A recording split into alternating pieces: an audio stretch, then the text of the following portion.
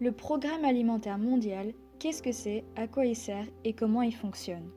Bonjour, moi c'est Eleanor et aujourd'hui je vais vous parler du fameux Programme alimentaire mondial ou PAM. Dans un premier temps, je vais vous parler de son origine et de sa mise en place, puis de son organisation, de son budget et de ses missions, et enfin des problèmes auxquels il doit faire face. Le Programme alimentaire mondial est la première organisation humanitaire mondiale de lutte contre la faim, fournissant une aide alimentaire dans les situations d'urgence et travaillant avec les communautés pour améliorer la nutrition et renforcer la résilience. Le PAM a été créé en 1961 après la conférence de l'Organisation des Nations Unies pour l'alimentation et l'agriculture, lorsque George McGovern, directeur des programmes américains Food for Peace, a proposé de créer un programme multilatéral d'aide alimentaire. Par la suite, sur la demande du président américain Dwight Eisenhower, un programme alimentaire mondial temporaire de 3 ans est créé. En 1965, le PAM n'est plus un programme temporaire, mais devient un programme pérenne de l'ONU et de la FAO. Le PAM est dirigé par un conseil d'administration composé de représentants de 36 États membres. Le directeur général est nommé pour des mandats fixes de 5 ans et est responsable de l'organisation du programme. David Beasley, ancien gouverneur de l'État américain de Caroline du Sud, a été nommé à ce poste en mars 2017. Il dirige le secrétariat du PAM, dont le siège est à Rome, et est à la tête de 19 660 employés en 2020. Les opérations du PAM sont financées par des dons volontaires provenant principalement de gouvernements du monde entier, ainsi que de sociétés et de donateurs privés. En 2020, le financement a atteint un montant record de 8 milliards de dollars, dont les plus grands donateurs étaient les États-Unis avec 3,6 milliards et l'Allemagne avec 1,1.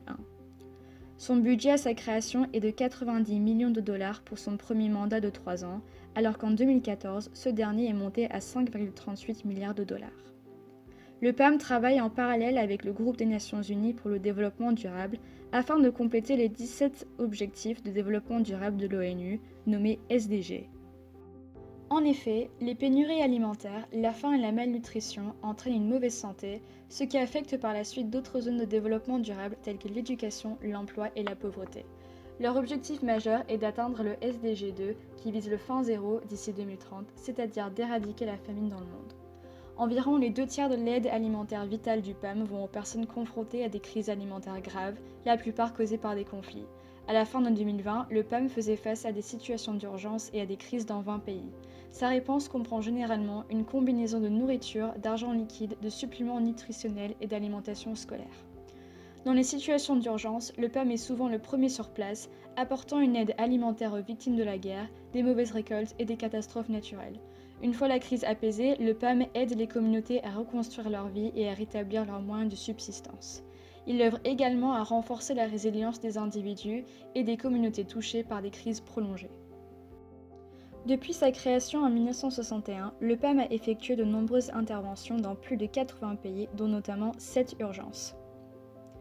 La réponse d'urgence la plus importante et la plus complexe du PAM se trouve au Yémen, au milieu d'un conflit en cours, d'une économie ravagée et d'un système de santé décimé incapable de faire face au Covid-19, des facteurs qui se combinent pour provoquer l'une des pires crises de faim au monde.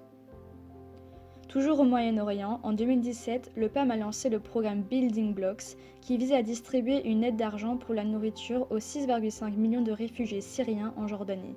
Le projet utilise la technologie de la blockchain pour numériser les identités et permettre aux réfugiés de recevoir de la nourriture grâce à un scanner oculaire. L'urgence du PAM est également préventive en compensant l'impact potentiel des catastrophes naturelles liées au changement climatique. Dans la région du Sahel en Afrique, les activités du PAM collaborent avec les communautés pour récolter l'eau d'irrigation, restaurer les terres dégradées et soutenir les moyens de subsistance grâce à la formation professionnelle.